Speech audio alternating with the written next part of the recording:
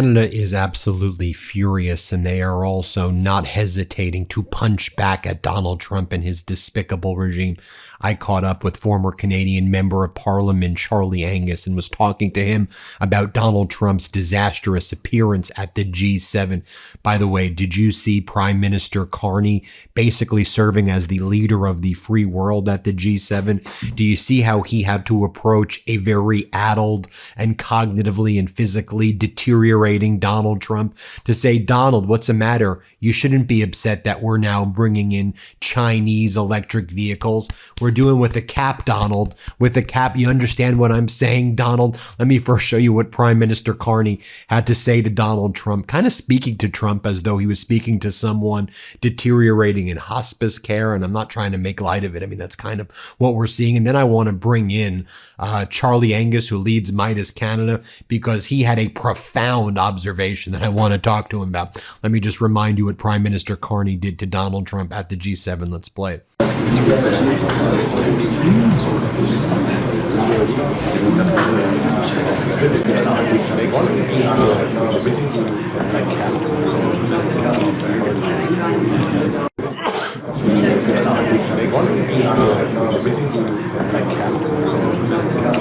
All right, now I want to share with you my interview with former Member of Parliament, great guy, leads Meidas Canada, Charlie Angus. And Charlie Angus had this profound observation. He explained how Donald Trump is just like the Caesars of Rome, but how Trump skipped right to Nero and has the United States burning while Donald Trump is out there engaging in these cruel public shows of, frankly, humiliation. And one of the things that Angus brings up, which is such a great point, is that Donald Trump debasing everybody around him and bringing people into this depravity and this immorality and just despicable behavior is all part of the plan of control. So here's what Charlie Angus says, first comparing Donald Trump to Nero. Powerful words indeed. Here's the first one he says. Let's play it.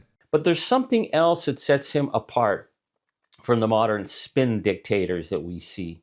And that is his demand for spectacle, his love of cruelty, and public humiliation.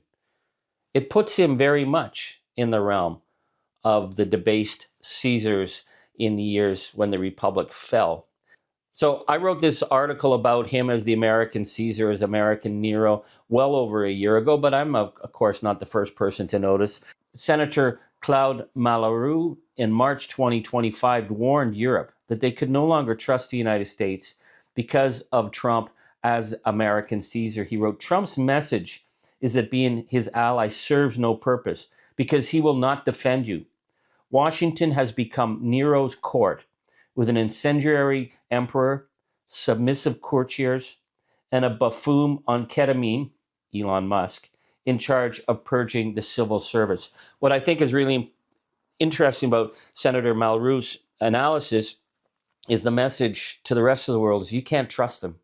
You can't trust the United States. They are no longer allies because they become like Nero's court, this debauched, self-centered world where the courtiers and the vassals kiss the ring of this debauched gangster.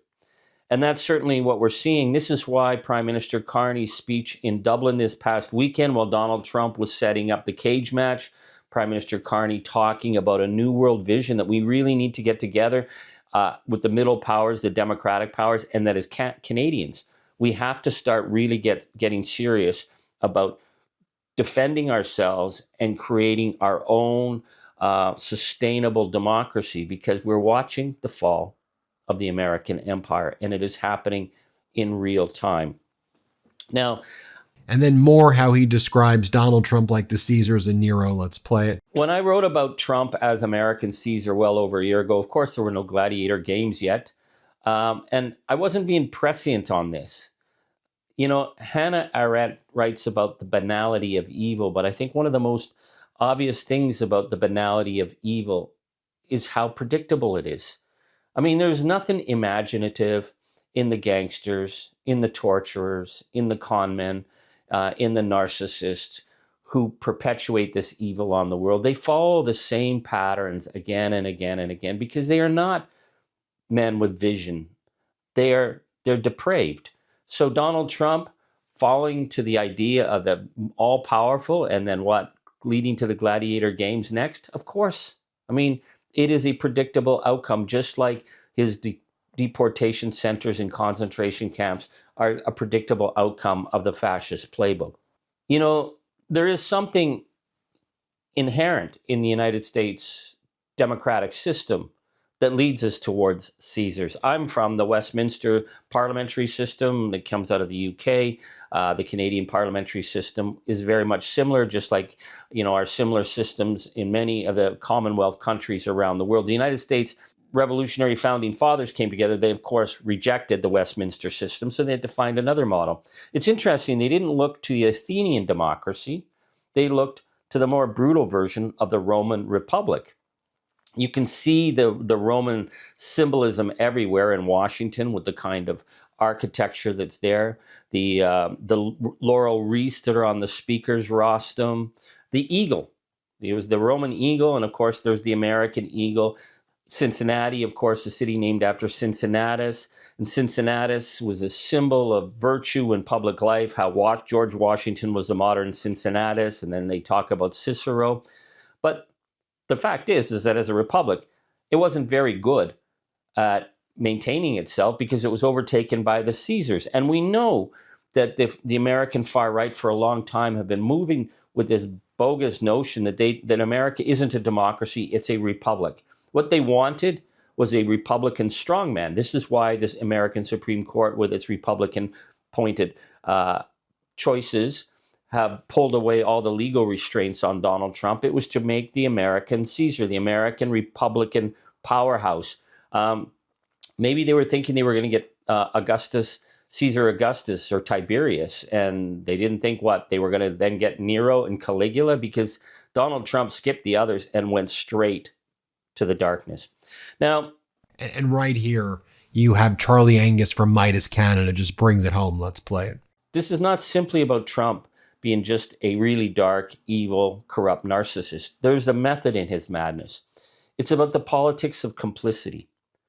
I think what you see with Trump again and again and again is how he forces his supporters and his opponents to go along with his depravity. You know, the American evangelical church, the American Christian church, that are all loving Jesus and loving Trump, and he's putting out these memes of him as Jesus. I mean, this is obviously such blasphemy, but what he's doing is he's seeing how far they'll go along with him, because once they go along with him, then they're complicit. It's like as the Epstein files were taking down Prince Andrew and causing major questions about Donald Trump, he was hosting parties at Mar-a-Lago with teenage girls, half naked in giant champagne glasses. He is using the politics of debauchery and degradation to force those who should be speaking up and remain silent. He makes them complicit in the debauchery and the debasement of American public life as well. There's another thing about the notion of the Roman Republic that I think is really important here. Edward Gibbons, in the book The Decline and Fall of the Roman Empire, writes that the Roman leaders in the Senate and those in public life were supposed to represent a notion of public virtue. I mean, they may not have been the nicest guys or the most morally upstanding people behind the scenes, but in public, the notion was public virtue. And this is something that has really been at the heart of the notion of the American president of public virtue. I mean, everybody remembers John F. Kennedy saying, you know, ask not what your country can do for you, ask what you can do for your country. They remember that way more than all the stuff that was going behind the scenes with Kennedy and his women. He represented a notion of public virtue that even today people remember, the inspiration and the hope. Donald Trump is the exact opposite. Donald Trump degrades the notion of public virtue. He spits on it. So his 80th birthday party, which he claims is also the 250th birthday party of the United States, the idea of these gladiatorial games wasn't about him feeding his base. I think that's bogus. I don't think his base asked for him to do a cage match. If Donald Trump said, on my 80th birthday, I am going to invest with all my money in the largest and the best children's hospital in the world, and all children in the United States who need help are going to be able to go there. People would love it. They would love it across the political spectrum. His mega base would love it. Even people who hate him would have to say, well, that's a pretty good gift to give. But Donald Trump didn't offer them that. What he's saying is, on the 250th anniversary of the founding of the Republic, the only thing you're getting is a cage match. The only thing you're getting is debasement. And what are you going to do about it? And if you do nothing about it, then he wins. This is why this continual debasement of public life is, in fact, a provocation to see if anyone is going to step up. Come on, folks. We got to step up. We got to say no to the American Caesar, because we know that it is going to get a lot worse. If we don't stop it now, if we don't step up, if we don't call on the elected leaders and church leaders and civic leaders to shut this guy down, then it goes much worse. And that's when they start feeding people to the lions. And I'll share with you what the former Deputy Prime Minister John Manley had to say about his observations at the G7. Let's play it. We used to always refer to the President of the United States as the leader of the free world. Donald Trump is not the leader of anything other than about the 37% of Americans that still support him. He's not the leader of the free world, certainly not the leader of any other country. If anything, intellectually at least, Mark Carney has become the leader of the free world, the countries that believe in democracy and the rule of law. And I think it's going to be important for him to build on those relationships, both out of Canada's geopolitical interests as well as Canada's economic interests. Powerful indeed. Make sure you all subscribe to Charlie Angus over at Meidas Canada.